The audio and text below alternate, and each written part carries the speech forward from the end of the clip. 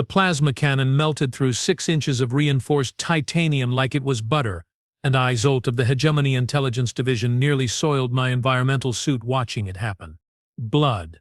So much blood pooling in the crater where Station Omega-7 used to exist.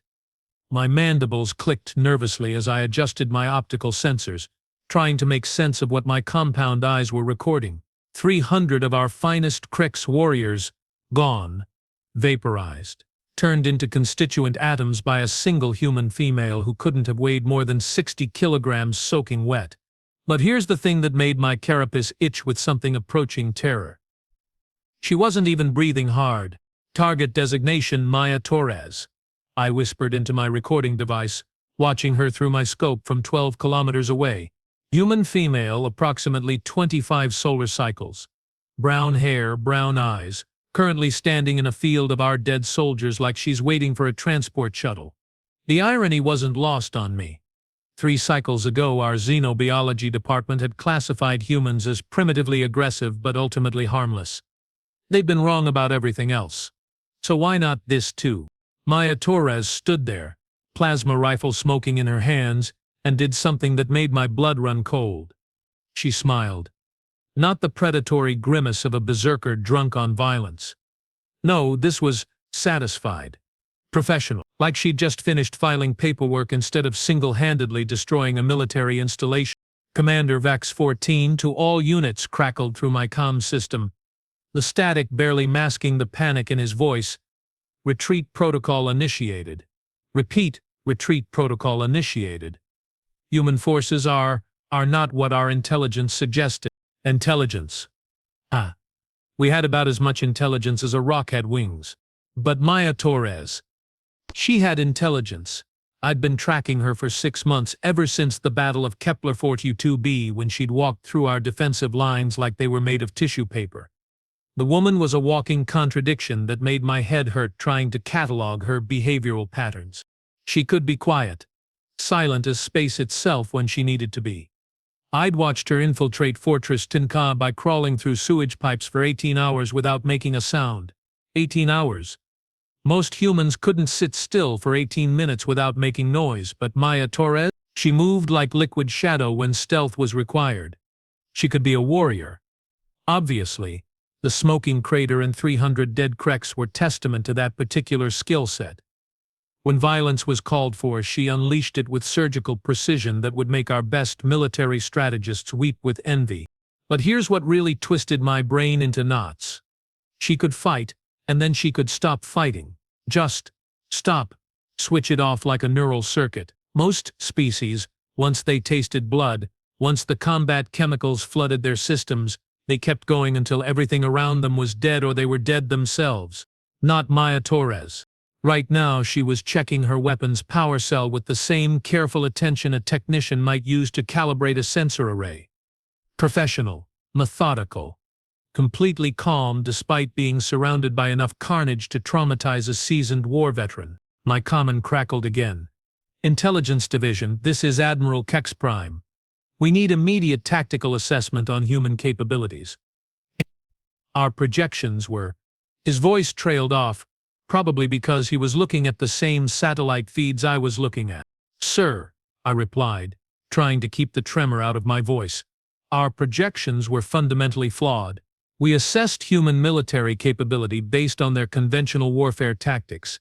We failed to account for individual variables. That was military speak for Holy Nebula. These humans are insane and we're all going to die. Through my scope I watched Maya Torres key her comm unit. Control, this is Torres. Package delivered. Requesting pickup at coordinates 77 Alpha. Package delivered. She called obliterating our forward operating base a package delivery. The casual tone made my stomach sacks churn. Copy that, Torres. Transport inbound. ETA 6 minutes. How's the weather down there? Maya looked around at the smoldering ruins, the twisted metal, the scattered remains of what used to be our soldiers. Clear skies. Control, visibility. Excellent. I had to admire the nerve. Here was a human who'd just committed what could only be described as a massacre, and she was making small talk about weather conditions. But that's when something interesting happened. Something that changed everything I thought I knew about Maya Torres and humans in general. A movement caught my optical sensors. Survivor, one of our soldiers, barely alive, crawling from beneath a collapsed support beam. His carapace was cracked, green fluid leaking from multiple wounds. He was dying, but he was trying to reach his sidearm. Maya saw him too. For a moment, just a moment, I expected her to finish what she'd started. One quick plasma burst. Problem solved. It would have been logical, efficient, expected. Instead, she did something that made my mandibles lock in confusion. She walked over to the dying Krek soldier, knelt beside him and gently moved his weapon out of reach. Not roughly, not violently, like she was helping an injured friend. "Easy there, soldier," she said softly, her voice barely audible through my audio pickups. "War's over for you today?" The Krek's warrior looked up at her with compound eyes clouded by pain and shock. His mandibles moved, trying to speak. "Shh," Maya said, and she placed her hand on his carapace in what I could only interpret as a comforting gesture. "Just rest now."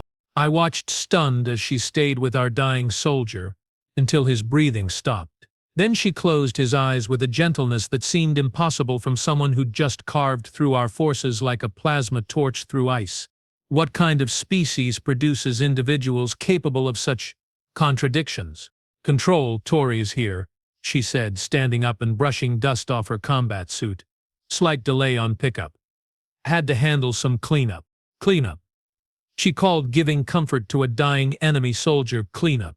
My recording device was still running, capturing every detail of this impossibility. The Hegemony High Command would review this footage 1,000 times and still not understand what they were seeing. How do you fight an enemy that can switch between lethal efficiency and unexpected mercy without missing a beat? The answer, as I was beginning to realize, is that you don't fight them at all. You survive them. If you're lucky, transport ships appeared on the horizon. Sleek human craft that moved with purpose. Maya Torres checked her gear one final time, performed what looked like a status report into her comm and waited. "Intelligence Division report," came Admiral Kex Prime's voice through my comm.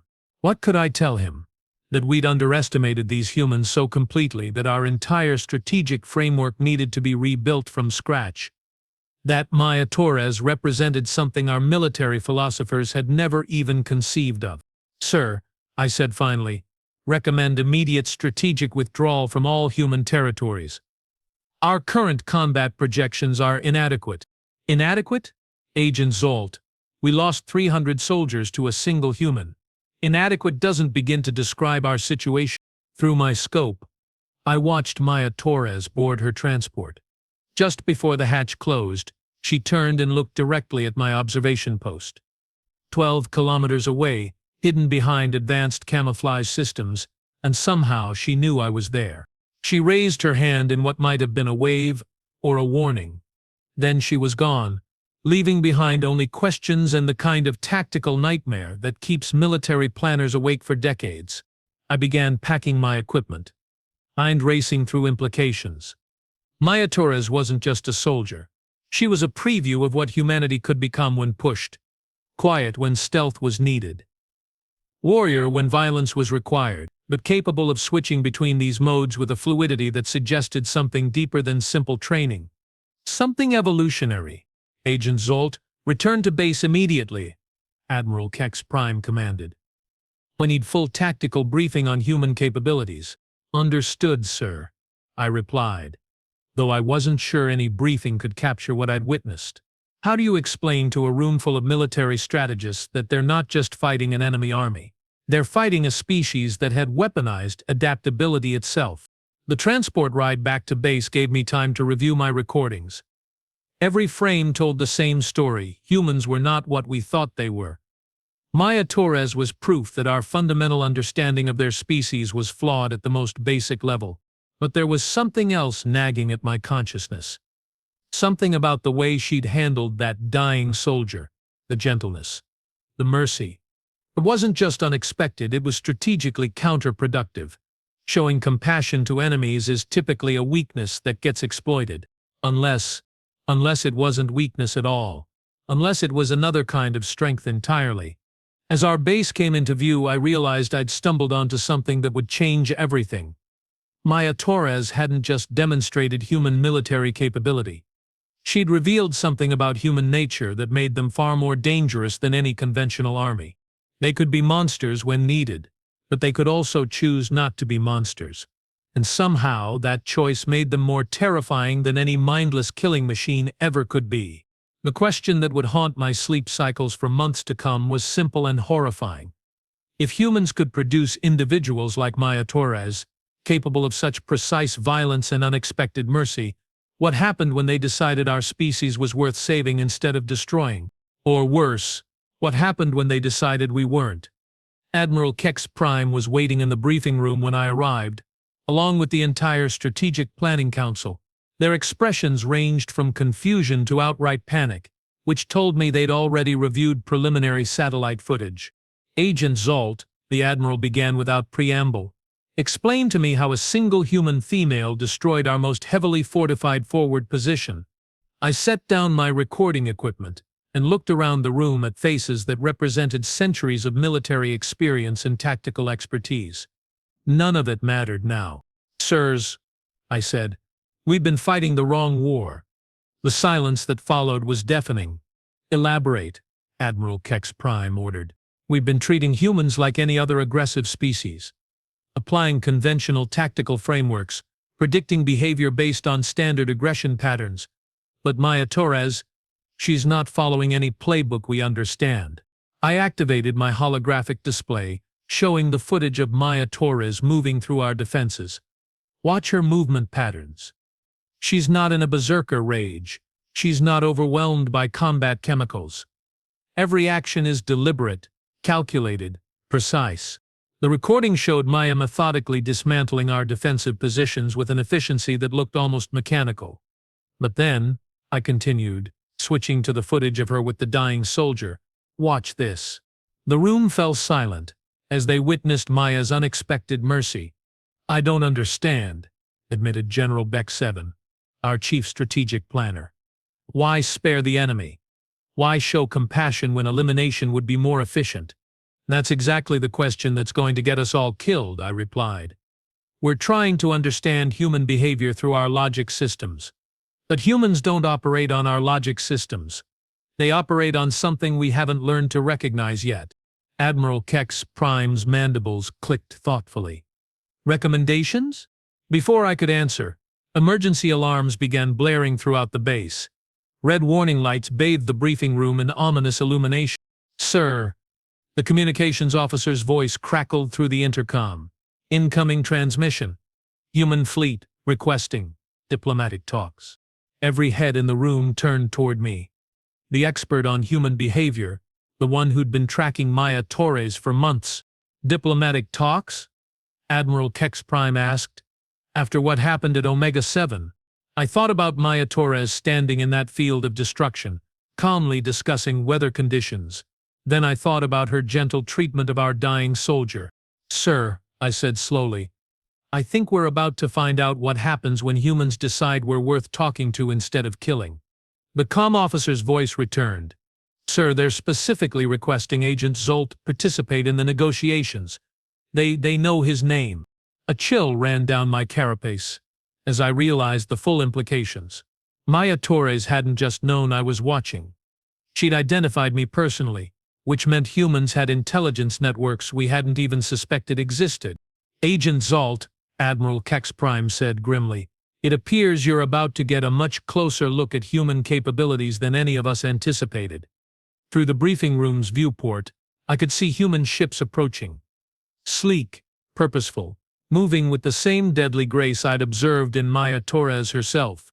The war was changing, had already changed, and somehow I'd become a central figure in whatever came next. The question was, would I survive long enough to understand what Maya Torres and her species really wanted? Or was I about to become another casualty in a conflict none of us truly understood? The human diplomatic vessel looked like it had been designed by someone who'd never heard the word diplomacy in their entire existence. I stood in the docking bay of our command ship, watching their craft maneuver with predatory grace through our defensive screens. No ceremonial flourishes, No diplomatic fanfare, just cold, mechanical precision that made my compound eyes water with anxiety. Agent Zolt, Admiral Kex Prime's voice buzzed through my comm unit. Remember, you're our expert on human behavior. Try not to get us all killed. Expert. Right. 6 months of watching Maya Torres commit acts of impossible violence had taught me exactly one thing. Humans were completely, utterly, magnificently unpredictable, which made me about as useful as a broken sensor array. The airlock cycled with a hiss that sounded suspiciously like laughter. Maya Torres stepped through first. Naturally, because apparently the universe had a sense of humor darker than a black hole's event horizon. She'd traded her combat gear for what I assumed was diplomatic attire, a simple gray uniform that somehow managed to look more threatening than her military equipment. Behind her came 2 other humans.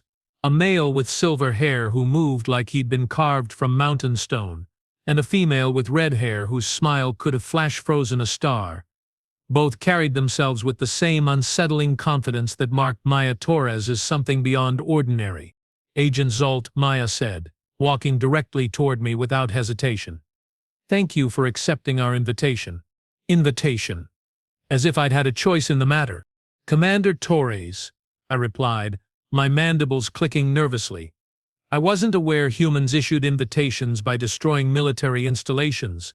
That smile again. The one that had haunted my sleep cycles for months. Sometimes the only way to get someone's attention is to speak their language first. The silver-haired male stepped forward. Captain James Mitchell, Human Colonial Defense Force. This is Dr. Elena Vasquez, our xenopsychology specialist. Xenopsychology. They had specialists in alien psychology. Of course they did. Meanwhile, our xenobiology department had classified them as primitively aggressive, right up until Maya Torres turned 300 of our soldiers into constituent atoms. Shall we proceed to the conference room? Captain Mitchell asked, though his tone suggested it wasn't really a question. The walk through our corridors felt like a funeral procession. My own funeral specifically. Maya Torres observed everything with the same clinical attention she'd used while dismantling our defenses. Dr. Vasquez took notes on a small device, occasionally glancing at me with an expression I couldn't interpret. Admiral Kex Prime was waiting in Conference Room Alpha along with our senior staff. The moment we entered, I could smell the fear pheromones radiating from my colleagues. Apparently, watching satellite footage of human capabilities was one thing. Sitting across a table from the humans responsible was quite another. Admiral, Captain Mitchell said with a slight nod. Thank you for agreeing to this meeting. Captain Mitchell, Admiral Kex Prime replied stiffly. Before we begin, I must protest the destruction of Station Omega-7. That was an unprovoked act of aggression against a peaceful research facility. Maya Torres laughed. Actually laughed. A sound like crystal chimes mixed with the promise of violence. Peaceful research facility? She repeated, pulling out a datapad. Would you like me to the intelligence reports we intercepted? The ones detailing biological weapon development specifically designed to target human respiratory systems? The silence in the room was so complete, I could hear my own heart's beating in triple time. Dr. Vasquez leaned forward. Admiral, we're not here to argue about past actions. We're here to discuss future cooperation. Cooperation? General Beck-7 sputtered. After what your species has done to our forces. What we've done, Captain Mitchell said calmly, is defend ourselves against an invasion force that grossly underestimated our capabilities. The question now is whether we continue this conflict or find a better path forward. I watched Maya Torres during this exchange. She wasn't participating in the diplomatic dance. Instead, she was studying each of our officers with the same methodical attention she'd used to analyze our defensive positions, like she was calculating how long it would take to neutralize everyone in the room. But then she did something that twisted my understanding of human psychology into an even tighter knot. She reached into her jacket pocket, slowly, telegraphing the movement so clearly that our security detail didn't even twitch. From the pocket, she withdrew something small and metallic. A memorial badge. Krex, military insignia. This belonged to Sergeant Nex 12, she said quietly, placing it on the conference table. But the soldier who died at Omega-7. I thought his family might want it back. The room fell silent again. But this was a different kind of silence. the kind that comes when everyone's fundamental understanding of reality shifts slightly to the left. You took the time to identify our casualties? Admiral Kex Prime asked, his voice barely above a whisper. We identify all casualties, Dr. Vasquez replied, human and otherwise. It's important to remember that every death in this conflict represents someone's family member, someone's friend. I looked around the table at my colleagues. Their expressions ranged from confusion to something approaching terror. Because Maya Torres had just demonstrated something that broke our entire framework for understanding warfare. She'd shown mercy to an enemy. Then she'd honored his memory. What kind of species does that? The tactical implications are significant, Captain Mitchell continued as if he hadn't just watched Maya Torres perform an act of psychological warfare more devastating than any plasma cannon. Our analysis suggests this conflict could continue for decades if we don't find alternative solutions. Alternative solutions? Admiral Kex Prime asked. Maya Torres finally spoke up. Admiral, what do you know about human history? The question seemed to come from nowhere, which probably meant it was going somewhere terrifying. I know you're a violent species that has spent most of your existence killing each other, the Admiral replied. True, Maya agreed, but incomplete. We've also spent our existence learning how to stop killing each other, how to work together despite fundamental differences. She activated a holographic display showing what I assumed was human historical data. Thousands of years ago, human tribes fought each other for resources, territory, survival. Sound familiar? Maya's eyes swept across our delegation. But we learned something interesting about conflict resolution. Sometimes the best way to end a war is to make your enemies into allies. Dr. Vasquez took over the presentation. Human psychological development includes what we call adaptive cooperation patterns. We're capable of forming alliances with former enemies when mutual benefit becomes apparent. Mutual benefit? General Beck 7 asked suspiciously. Captain Mitchell smiled, and it wasn't entirely reassuring. Admiral, your species has impressive biotechnology capabilities. Your medical knowledge surpasses ours in several key areas. Your engineering techniques for deep space construction are remarkable. And, Admiral Kex Prime prompted, and we have certain tactical capabilities that might prove useful in defending against common threats. Maya Torres leaned back in her chair. Tell me, Admiral, what do you know about the Devourers? Every chitinous plate on my carapace locked up in terror. The Devourers, the species that had consumed 17 star systems in the Outer Rim, leaving nothing but empty space and radiation. The threat that kept our military planners awake with nightmare calculations. We know they're coming, Admiral Kex Prime said grimly. Our projections suggest they'll reach hegemony space within 10 cycles. Our projections suggest 5 cycles, Dr. Vasquez corrected. They're accelerating their expansion pattern. The temperature in the room seemed to drop several degrees. You're suggesting an alliance, I said, speaking for the first time since entering the conference room, against the Devourers. Maya Torres nodded. Agent Zolt, you've been observing human capabilities for months. In your professional opinion, would you rather face the Devourers alone or with human support? It was a fair question. A terrible, logical, completely fair question. I thought about Maya Torres standing in that field of destruction, calmly requesting pickup after single-handedly eliminating our forward base. Then I thought about her gentle treatment of our dying soldier. Two sides of the same incomprehensible coin. The tactical advantages would be... I paused, running calculations in my head. Significant, but can we trust them? General Beck 7 demanded. They've demonstrated they can destroy our forces at will? Captain Mitchell's expression grew serious. General, trust isn't built through weakness. It's built through mutual respect and shared interests. We've demonstrated our capabilities because pretending to be helpless would have been insulting to your intelligence. Maya Torres stood up, moving to the viewport that showed both fleets positioned in uneasy formation. In human culture we have a saying, the enemy of my enemy is my friend. But we've learned something more sophisticated over the centuries. She turned back to face our delegation. The ally of my choice is my strength. Dr. Vasquez activated another display, showing tactical projections for various scenarios. Combined human and Krex forces would present the Devourers with unprecedented strategic challenges. Your biotechnology, our adaptive tactics, your engineering, our psychological warfare capabilities. Psychological warfare? Admiral Kex Prime asked. Maya Torres smiled again, and this time it was actually reassuring instead of terrifying. Admiral, the Devourers are a hive-mind species. They think collectively, act collectively, adapt collectively. They've never encountered an enemy that can be simultaneously predictable and unpredictable. They've never fought humans, Captain Mitchell added. Who can be quiet when stealth is required, warriors when violence is necessary, and diplomats when cooperation serves everyone's interests? I found myself nodding before I could stop myself. Because suddenly, the pieces were falling into place. Maya Torres wasn't just a warrior. She was a demonstration, a preview of what humans could offer in an alliance. The ability to adapt, to choose the appropriate response for each situation. What are you proposing specifically? Admiral Kex Prime asked. Joint training exercises, Dr. Vasquez replied. Technology exchange programs. Coordinated defense strategies. Cultural exchange to build understanding between our species.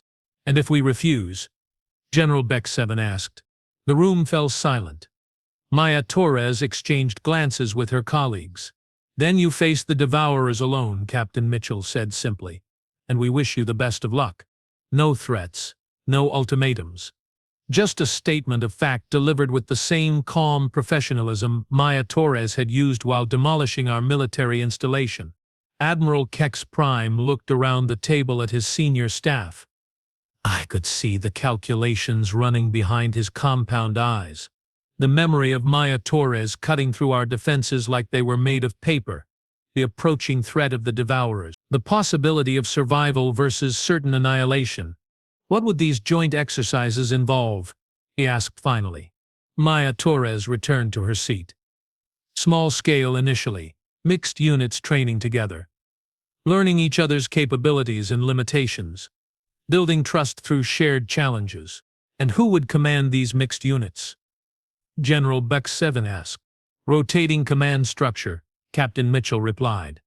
Human officers learning Krex logistics, Krex officers learning human tactical flexibility. Dr. Vasquez pulled up another display. We've prepared detailed psychological profiles to help identify compatible personnel for initial integration programs. You've been planning this for some time, I observed. Maya Torres nodded. Agent Zolt, we've been planning for peace since before we started fighting. It's what humans do. We prepare for every contingency, including the possibility that our enemies might become our friends. Admiral Kex Prime was quiet for several minutes, mandibles clicking as he processed information. Finally, he looked up. What guarantees do we have that humans won't use this alliance to gather intelligence for future aggression against hegemony territory? Captain Mitchell leaned forward. Admiral, we could ask the same question about Krex intentions. The answer is simple. Mutual vulnerability creates mutual security. If we're sharing technology and training together, neither side can afford to betray the other without destroying ourselves in the process. It's called interdependence, Dr. Vasquez added. A core principle of human diplomacy. Maya Torres stood again, moving to the memorial badge she'd placed on the table. Admiral, would you like to know the last thing Sergeant Next 12 said before he died? Every head in the room turned toward her. He asked me to tell his clutchmates that the war wasn't their fault. Maya's voice was soft, almost gentle. Even dying, even in pain, he was thinking about protecting his family from guilt they didn't deserve to carry. She picked up the badge, holding it carefully. That's not the action of a mindless enemy. That's the action of someone with honor, courage, and love for his people. Someone worth saving instead of destroying. The silence that followed was different from all the previous silences. This one carried weight, possibility. The faint, terrifying hope that maybe, just maybe, we'd found a path that didn't lead to extinction. Admiral Kex Prime extended his hand across the table. Commander Torres, I believe we should discuss the details of these joint exercises. Maya Torres smiled as she shook his hand. And for the first time since I'd started tracking her, the expression didn't contain any threat whatsoever. just determination. And maybe, if I was reading human expressions correctly, something that looked like relief. The negotiations continued for hours, but I found myself thinking about something else entirely. Maya Torres had demonstrated human military capability by destroying our base. Then she demonstrated human mercy by comforting our dying soldier. Now she was demonstrating human diplomacy by offering alliance instead of conquest. 3 different approaches to the same goal, ending the conflict in a way that served human interests. What terrified me, and what I was beginning to understand might be humanity's greatest weapon, was that they could choose between these approaches based on what the situation required. They weren't locked into one behavioral pattern. They could adapt, improvise, become whatever they needed to become. And now they were offering to teach us how to do the same. The question that would haunt my sleep cycles for years to come was whether we were strong enough to learn what they had to teach, or whether we'd break under the strain of becoming something more than we'd ever imagined possible. The Devourer fleet emerged from hyperspace like a plague of mechanical locusts, and I, Zolt of the newly formed Human Krex Intelligence Division, felt my carapace crawl with species-wide terror. 200 ships, each one the size of a small moon. Each one carrying enough firepower to sterilize entire star systems. And they were moving toward our combined defensive position with the inexorable certainty of entropy itself. "All stations, this is Admiral Kex Prime," crackled through the comm system. "Operation Symbiosis is now active. Human and Krex units, execute coordinated response patterns as trained." As trained, 3 months of the most intense military cooperation in galactic history, and it all came down to the next few hours. I watched from the bridge of the Joint Command Vessel as Maya Torres took her position at the tactical station.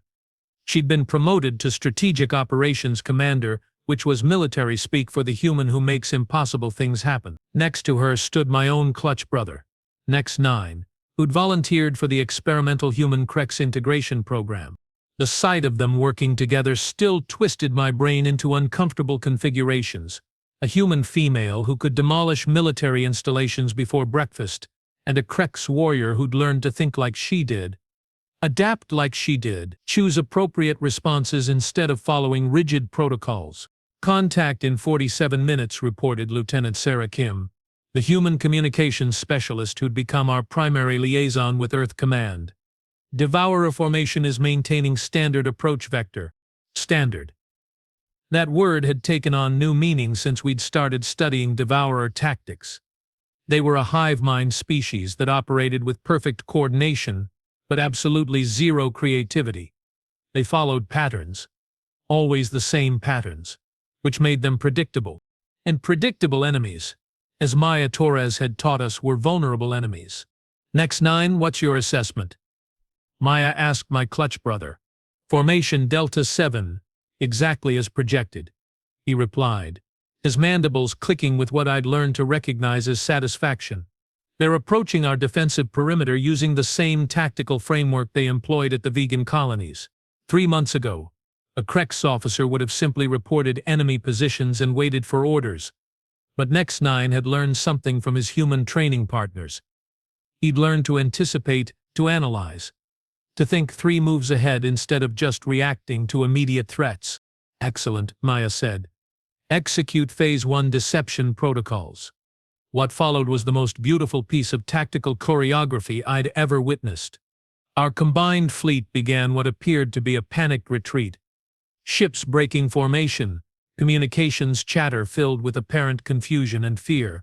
To an outside observer, it looked like the Human Krex alliance was falling apart under pressure.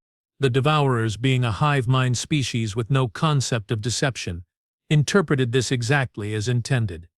They accelerated their approach, moving to exploit what they perceived as weakness and disorganization.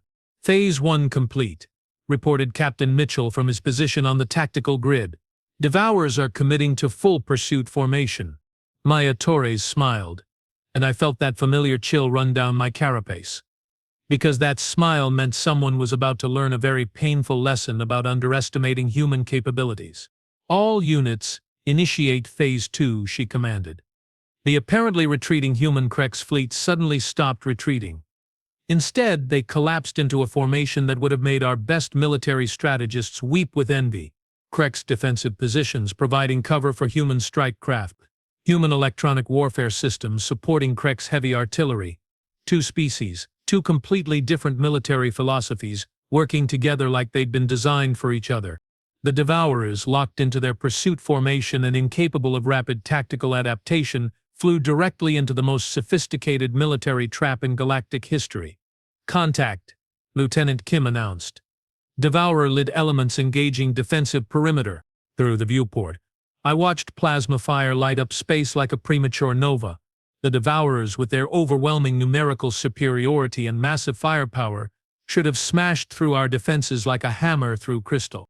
Instead, they encountered something they'd never faced before, an enemy that could be multiple things simultaneously. Human strike fighters, operating with Krek's intelligence support, danced through Devourer formations like ghosts. When stealth was required, they were invisible. When violence was necessary, they struck with precision that bordered on artistic. Krek's heavy cruisers, guided by human tactical analysis, positioned themselves exactly where they could do maximum damage while remaining protected by human defensive screens. Devourer casualties mounting, Nex-9 reported, his voice carrying a note of amazement. "They're not adapting to our combined tactics.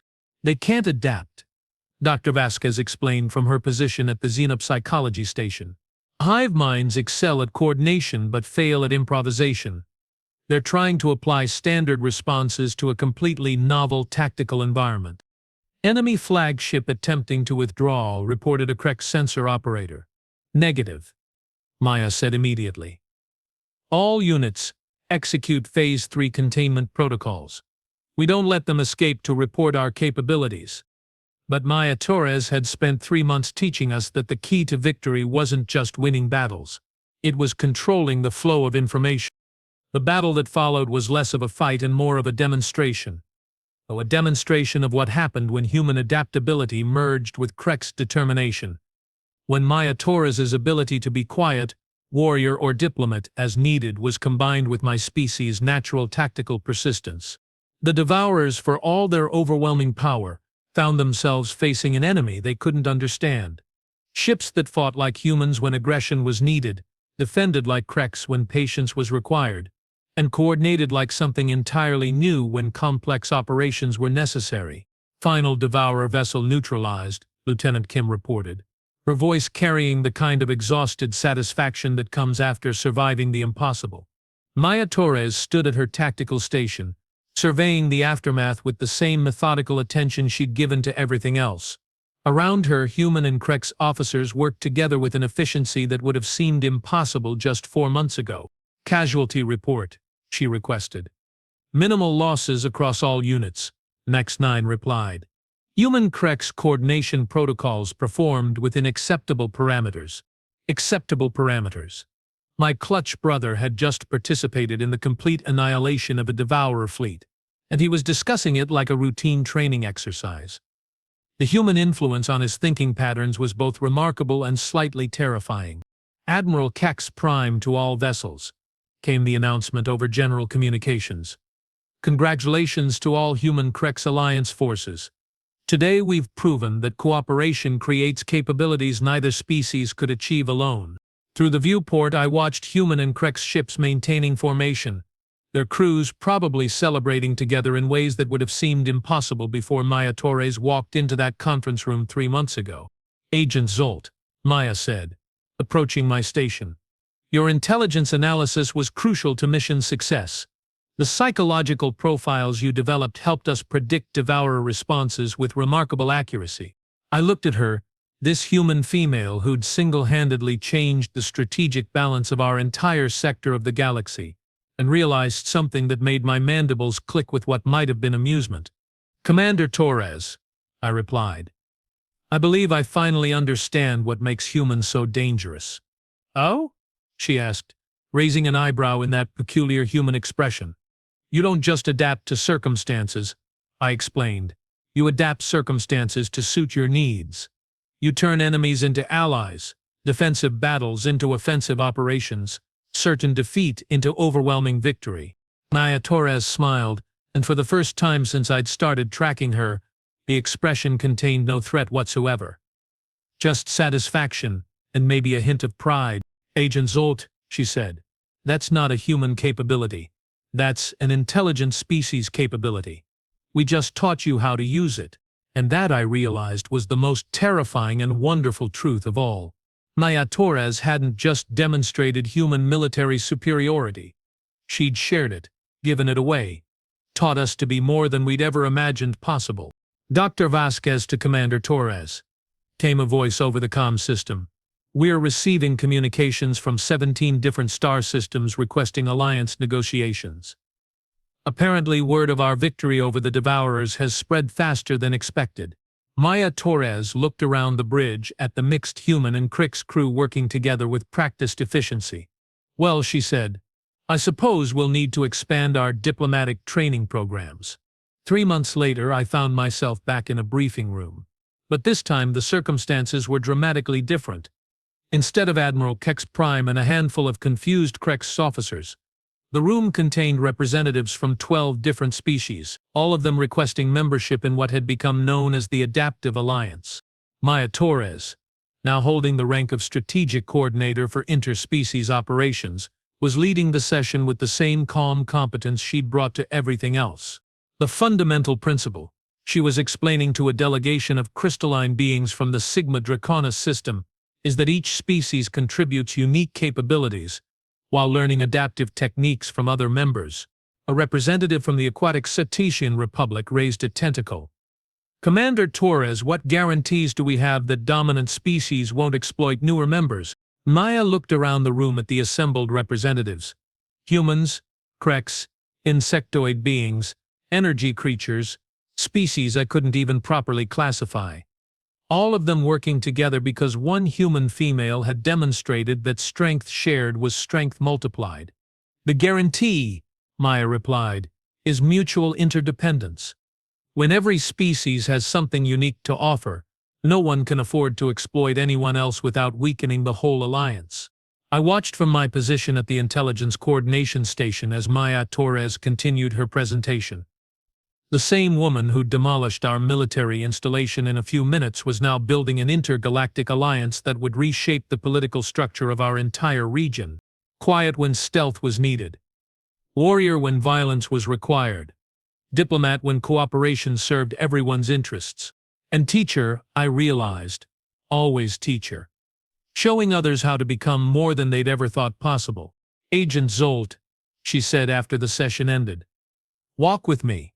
We moved through the corridors of Alliance Station Alpha, a massive facility that had been constructed using technology and techniques from 8 different species. Through the viewports I could see ships from dozens of worlds, all working together because Maya Torres had taught us that adaptation was a choice, not an accident.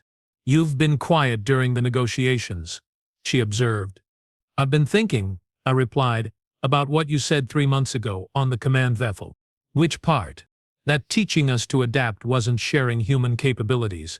It was helping us access intelligent species capabilities." Maya stopped walking and turned to face me. And I think you were wrong," I said. "Partially wrong, anyway." Her eyebrow rose in that characteristic human expression. "The capacity for adaptation might be universal among intelligent species." I continued, "But the willingness to teach it, to share it freely with former enemies, to build strength by giving strength away, that might be uniquely human." Maya Torres considered this for several moments, looking out at the mixed fleet of ships representing the growing Adaptive Alliance. "Maybe," she said finally. "Or maybe we're just the first species to figure out that survival is easier when everyone survives together."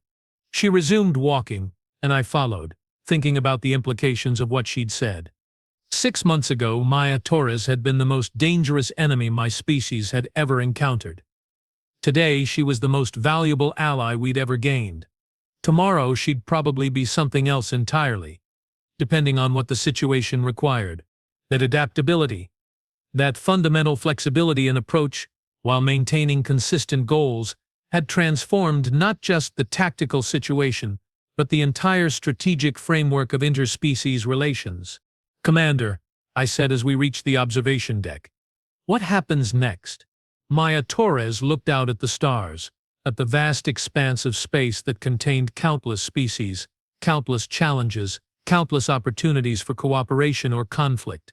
Next, she said, we keep teaching, keep learning, keep adapting, because the universe is a big place, Agent Salt, and we've barely started exploring what's possible when intelligent species work together instead of tearing each other apart. I stood beside her, watching ships from a dozen worlds coordinate their activities with the same seamless efficiency that had characterized our victory over the Devourers.